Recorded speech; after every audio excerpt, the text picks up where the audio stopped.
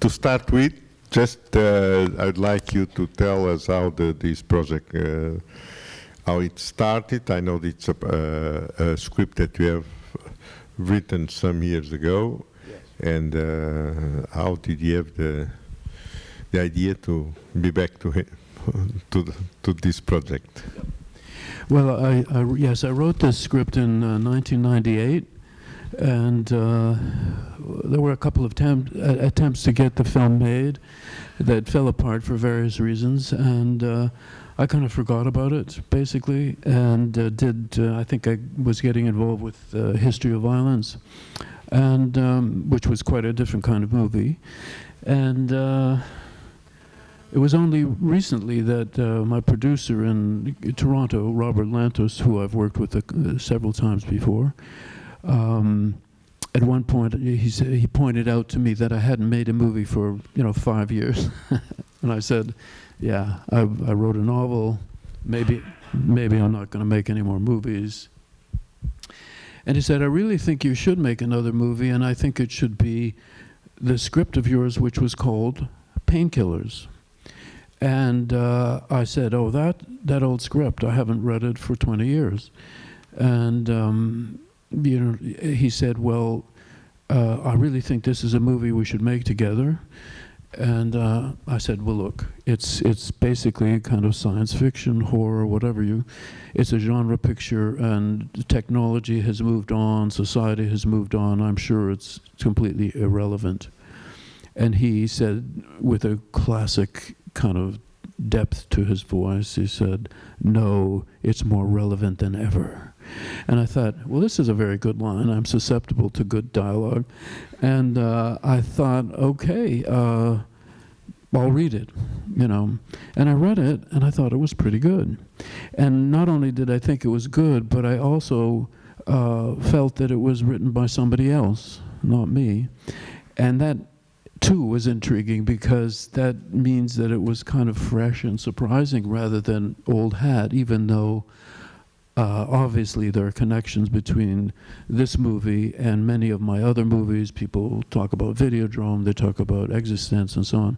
But for me, I forget all of that when I'm making a movie. I don't really think about the connections, because creatively it doesn't help me to do that. So I'm just making this movie, and really it brought me back to movie making after I thought maybe I didn't have to make any more movies. So that's the story in a nutshell.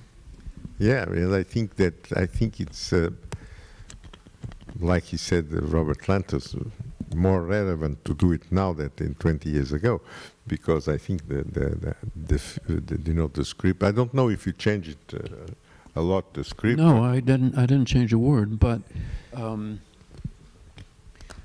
what changes is during production. Things change. It depends. I wouldn't have known Viggo at that point 20 years ago, 23 years ago, so he might not have ended up playing the lead role.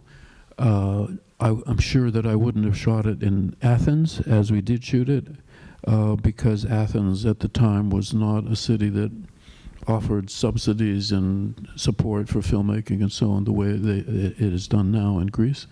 So just the idea that we were shooting in Athens with Viggo immediately it's almost like a script rewrite, just accommodating those things. So, but in terms of the actual script, no, I didn't change a word. And when you have to adapt to shoot in a place that normally you shoot your films mostly in Canada, and there you have to go to Athens, and when you look for the sets, and you have these sets a little bit, of 40s and things like last century and everything was already in the script, or something that we adapt to the place where we have to shoot it. Well, yes, I did write it thinking of Toronto, which is, of course, a very different city from Athens. And but I really felt that we needed, well, I really wanted to embrace the reality of Athens and the architecture that it had. And the last time I had been in Athens was 1965. There was no graffiti there then, and it's covered with graffiti now. And of course, it was the pandemic, and it was 43 degrees centigrade, and there were forest fires to the north and south of the city, and some days you couldn't breathe, and some days you couldn't see. All of these things made for a nice apocalyptic feel, you know? And I think I'm going to do that on all my films now. We'll have... those things do affect the movie, the way you make the movie. For example, the theater in my original script was called, I just called it the Victorian Bank. I conceived of the idea that in this sort of alternate universe, the city had decayed, and an old bank of the kind that you find in Toronto that would be built in the Victorian era, which is to say the late 1800s, had been converted into a theater. But there isn't a Victorian bank in Athens, but there is this wonderful theater that did exist there and had great texture and so on. So it was sort of, once again, it's the location and embracing the reality of the location rather than trying to make it be what it was not. And the crew, the combined crew, Canadian Greek crew, worked beautifully together. I'm still getting emails from the crew congratulating me on being here, for example. Very sweet relationship we had. So it was actually turned out to be a lovely shoot despite the apocalypse. And of course, there were many crew members that I have never seen the faces of because they were all wearing masks. That's the reality of a COVID protocol film shoot, is you almost never see anybody. It's quite strange. Maybe they were from a strange sect or something like that. Yes. You don't know. About the cast, Viggo, I feel everyone feels that it's in a way almost impossible not being the choice. But how did you cast Lea, Christine, and our Velket Bungek, that it's a Portuguese actor, Velket? Well, actually, casting is a very not very well understood part of filmmaking, and it's a huge part of being a director. And some directors are not very good at casting, and it really affects their movies. But it's never simple, and it involves passports and co-production deals, and there's sometimes countries that you can't work with, like the United States, because it's a Canada-UE co-production and so on. So this is all very, very tricky. But at one point, I had approached Natalie Portman to play the role of Caprice, the role that Lea plays. That would have been a very different movie, obviously. I had cast Viggo, and I had cast Lea in the Kristen Stewart role. And at a certain point, Natalie moved her family to Australia and said if I shot the movie in Australia, she would still do the movie. And that was not really possible. So basically she was bailing, but in a sort of kind of interesting way. And so when Lea heard that I didn't have a Caprice, she said, David, I really think that role is the role that I should play. And I immediately realized she was totally right. And so it's interesting. I mean, one of the mantras that I have in filmmaking that stops you from going crazy is sometimes the right people say no. And you suddenly realize that, let's say the actor or actress that you had pinned the movie on was actually not the right person, and somehow you end up with the right person. Was there any specific event or something that motivated you to write the script in '98? Probably.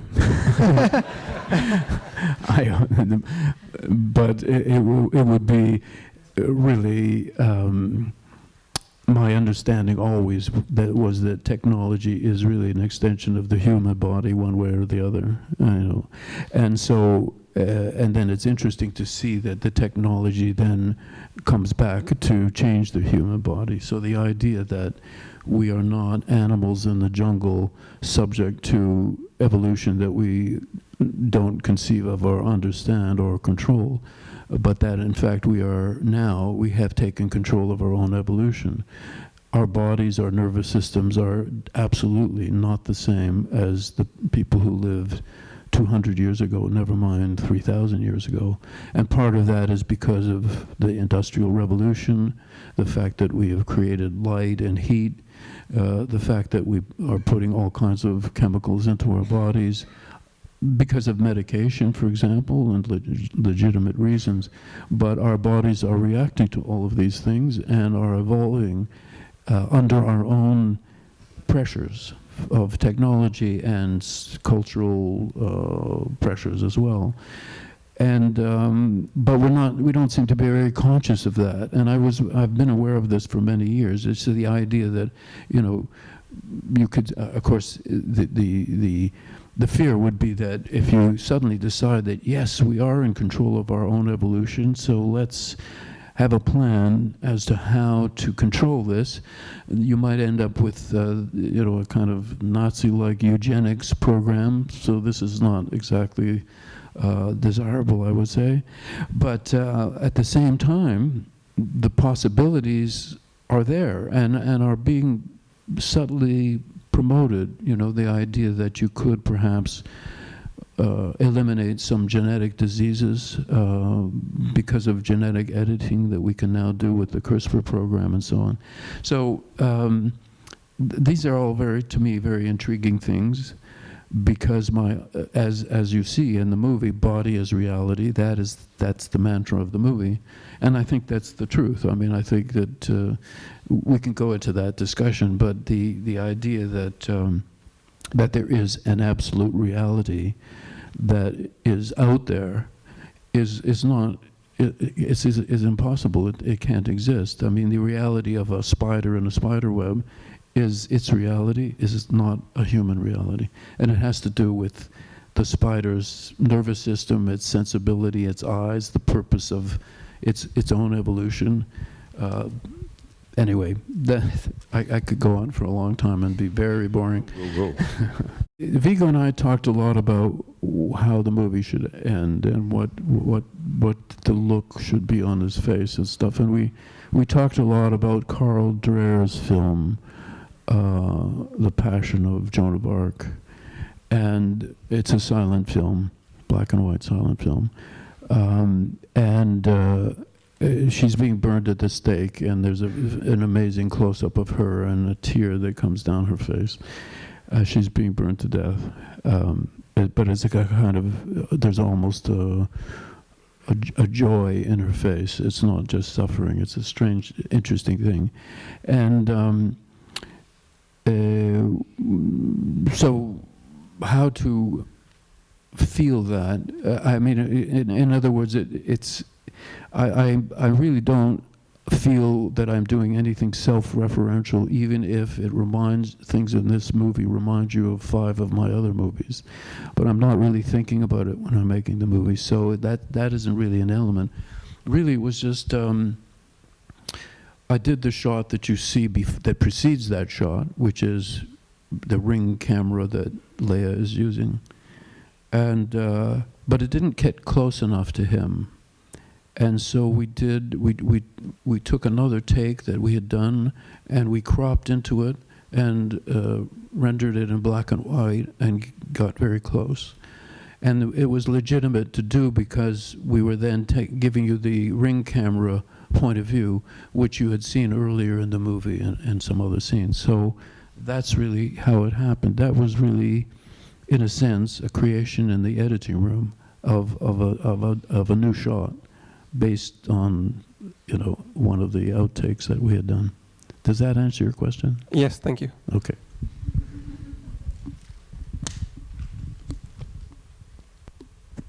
By the way, I did have cataract surgery, surgery, so my eyes are also bionically enhanced. You'll notice I'm not wearing glasses. Well, I'd love to talk to you about my laser surgery, but in essence, they destroy the actual lenses in your eyes and replace them with plastic lenses. So the lenses that I had been using in all my other movies were not in operation in this movie. I was shooting this movie through new eyes, literally. Hello, Mr. Cronenberg. Congratulations for the movie. You already told us about the change of the choice of sceneries and sets. Why did you choose, if the movie takes place in the future, why did you choose post-apocalyptic or decrepit stages instead of more modernistic and futuristic sets? Well, I mean, it was a kind of enthusiastic version of a vision of the future from many science fiction writers that suggested that the future would be sleek and modern and clean and have flying machines in the city and all of that. But the reality, as we can see, is that some of the future is decay, you know, and I'm kind of drawn to decay visually, you know, the textures of it, and that's one of the reasons I liked Athens. It's a very old city, obviously. So I think the future, realistically speaking, is maybe like the future of the human body, you know, that ultimately you get older and you decay. And so I don't think I was consciously thinking of that, I thank you for that. I just came up with that as a kind of a diversion from your question. But yeah, I don't think the future is, it's interesting because we do have things that in 1950 would be considered absolutely beyond Philip K. Dick, beyond H.G. Wells, things like, you know, the iPhones and my electronic hearing aids and so on. But although I think there was cataract surgery 3,000 years ago, so I can't talk about that right now. But yeah, so I don't see the future as being all sleek and minimalist, even though I have a Tesla and its design is that, and I like that. But it's more organic, you know. I think the future will continue to be what human life is right now, which is, despite all the concrete and glass, it's organic. It's basically organic. I think that's it, what you're seeing there. Thanks for the film, first of all. And my question is more of a creative one, not rather than specifically about this film, but more about your creative process. I wanted to know, what is your opinion on the creative strength a fever can have on you? That a fever can have? Yeah, I'm curious. I'm not big on fevers, really.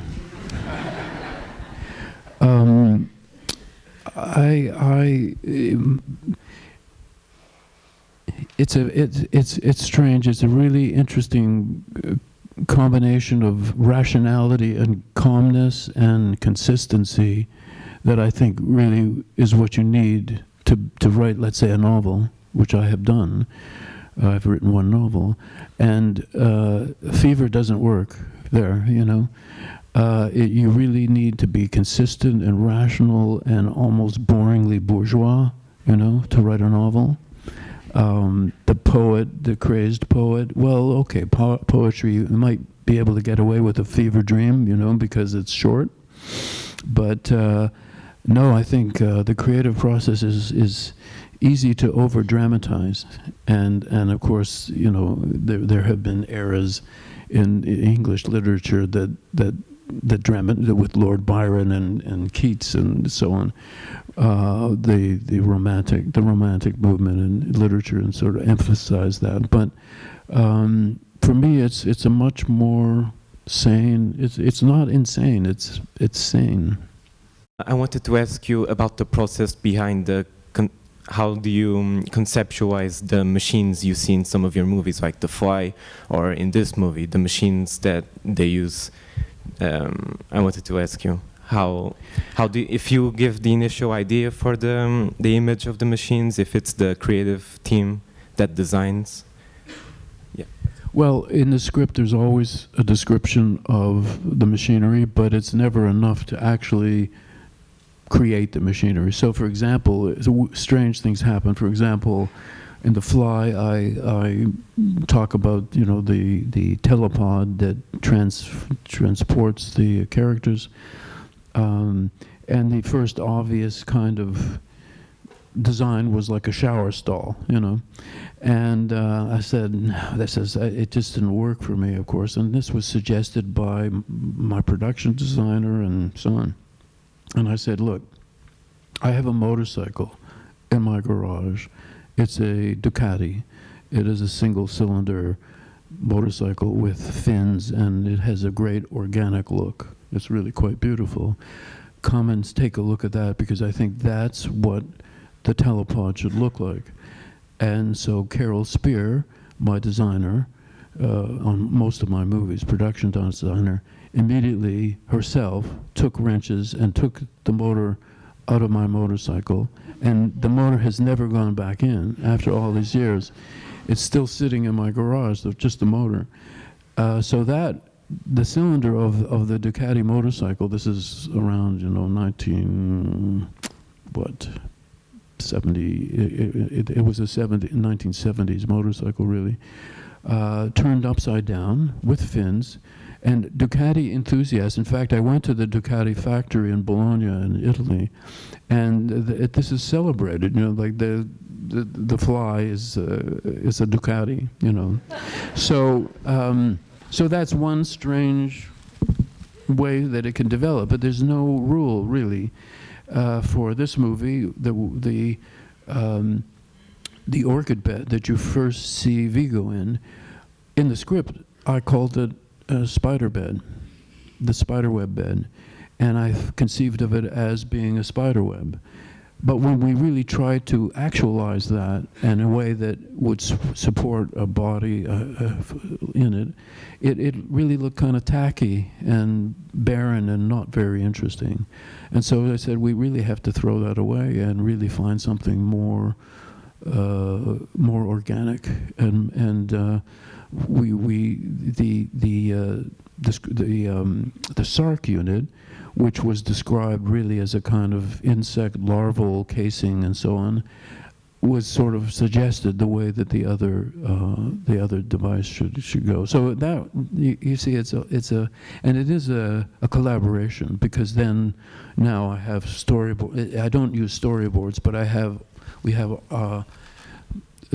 artists who uses digital tools to create possible designs, and we can communicate over the net about all of these things long before we shoot, and finally we find a design in great detail that way. But a lot of people end up having input, and then you have to make the thing, and what are you going to make it out of? And that's another collaboration. In that case, it was a collaboration with the Greek special effects team. So it is a really, I have to say, an organic process. Thank you. Thank you for this. I think maybe we can be traumatized for some of your previous movies, but this one is kind of beautiful. I think there's some really beautiful scenes. I would like to hear you talk a little about this idea of a future where sex is no more interesting, and surgery can replace this erotic impulse. I don't know. I think it's a real interesting idea. You said your work is not sorry for my English, self-referential, but you already have this idea in although more violent and painful and kinky in Crash, but but of the erotic idea associated with blood and insights. So I would like to hear you talk about this association between sex and erotic impulse with the insides and the blood. And yeah. I think there's a question there. I'm not promoting surgery as sex. I want you to know that. I probably should have a TikTok feed that promotes this, like Dr. Oz, who, you know. But unfortunately, I don't have the entrepreneurial spirit to do that. It is a bit of a provocation, really, to say, look, we have also taken control of our sexuality in a way that maybe was impossible a long time ago because of advances in medicine and technology and reshaping the human body. And what if that led us to a place that wasn't really sex anymore?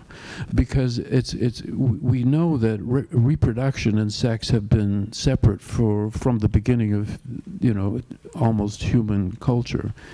The most primitive human beings who perhaps didn't realize that sex resulted in babies, perhaps they were unaware, and maybe that never happened. Maybe that understanding was always there. I doubt it, but after that, sex always has had a huge cultural component, an economic component.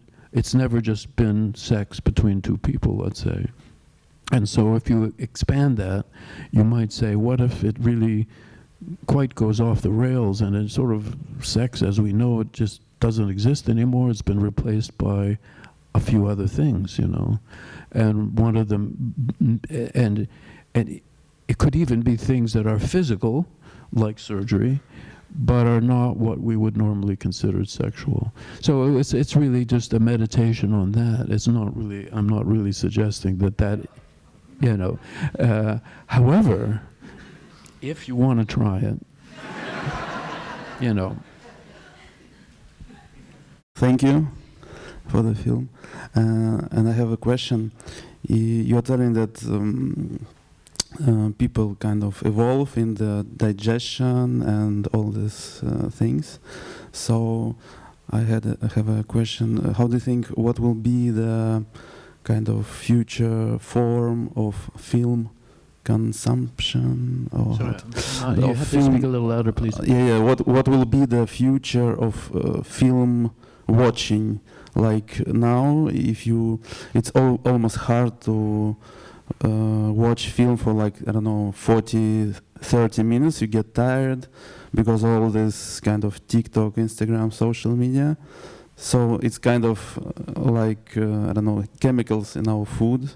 So it's kind of do you know what I mean? I mean, what will be the future? The future of film.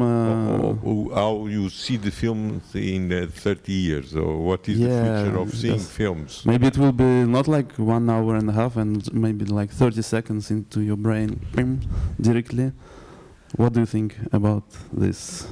Are you talking about the future of film as film? Film. Yeah. Kind well, of. film as film, actual film, is dead. It's gone. It's extinct. You're not seeing movies shot on film anymore. So on that very physical level, film no longer exists. It's an artifact of the past. And I, for one, am happy to see it go, even though I have great nostalgia for the wonderful movies that were shot on film. But as a filmmaker, I hate film, frankly. It's just the worst medium. It's just clunky and horrible. And it's a miracle that any good movies got made. And I'm so happy to shoot in 4K digital. That's the truth, you know, that's the reality. And I could go on and on about why filmmaking with film editing on a moviola was just torture. So I think filmmaking is in a great place right now in terms of the technology. However, Netflix and the pandemic have destroyed cinemas, and that's not going to change. I mean,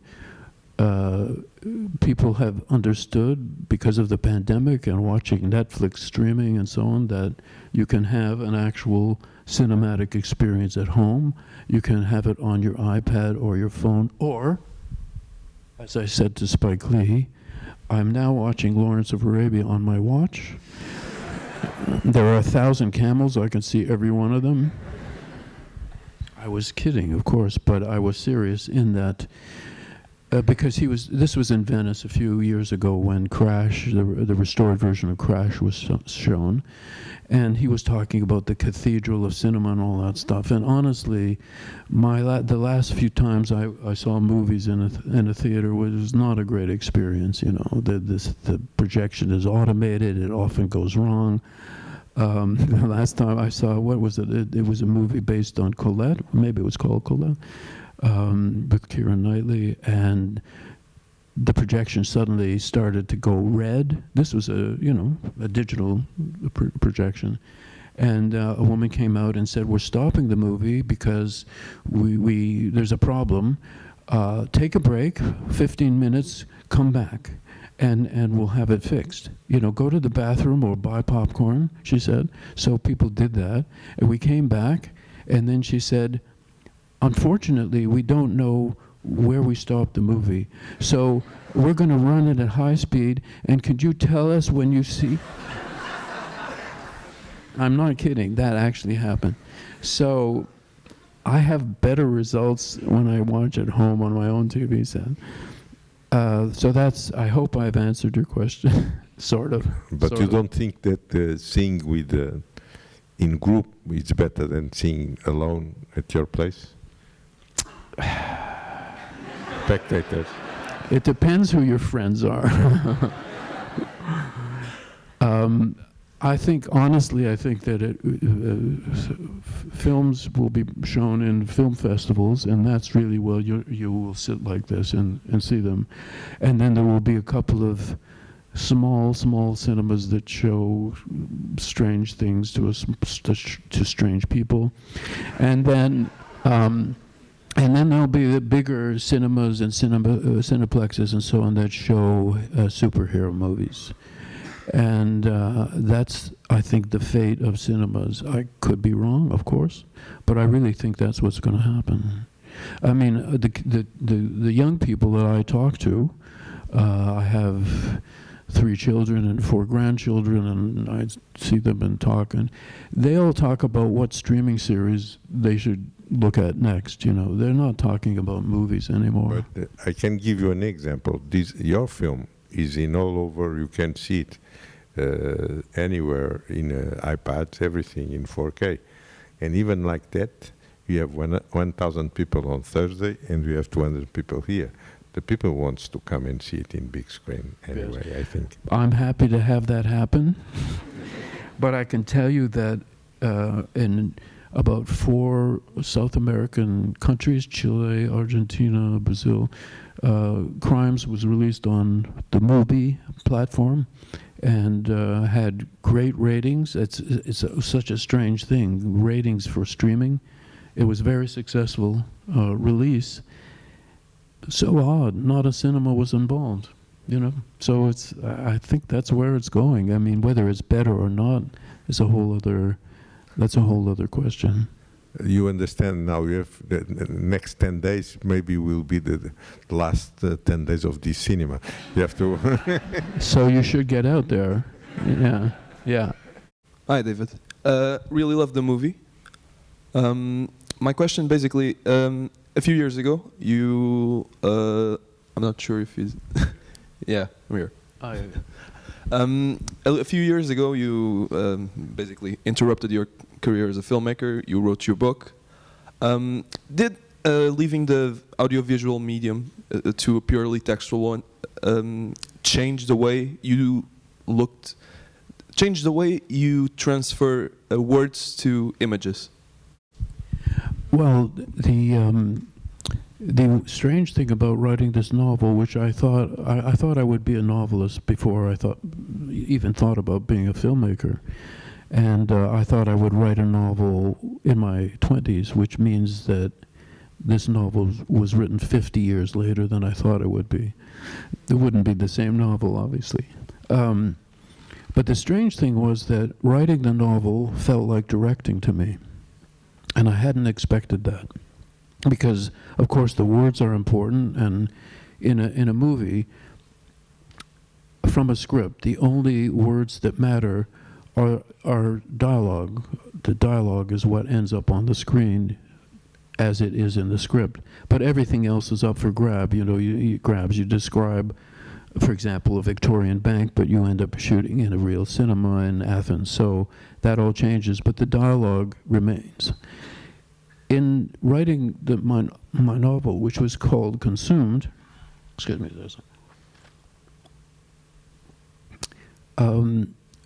I found that I was finding the locations as I would on a movie shoot. I was doing the costumes. I was casting the characters. I was directing the lighting, creating the lighting. It felt like directing to me. That was really strange, rather than a really quite different experience, because screenwriting is not like novel writing. Screenwriting is a really weird hybrid form of writing, very specialized, and it's not like, because the beauty of your language is a mistake if you're worried about that in a screenplay, you know. And any director has sometimes gotten a screenplay that you could see that the person writing it really wanted to be a novelist and was taking great pains to describe the mole on the actor's lip and, you know, things like that. And meanwhile, you're going to cast somebody who doesn't have a mole on his lip. So why bother describing that? You know, whereas in a novel, that is part of creating the person. So I'm not sure I'm answering your question exactly, but it's strangely the directing affected my writing rather than the reverse. Do you think we are moving towards a world in which we try to eliminate pain, and what are the consequences of that, in your opinion? If we are moving to a world where we are eliminating pain, and what are the consequences of that? No, I don't really think that's going to happen.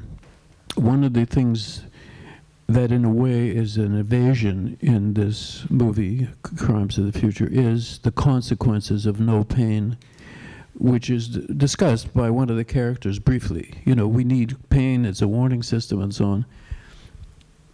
It's an innate part of our biology, of our physiology, that there should be pain. It's absolutely necessary and required.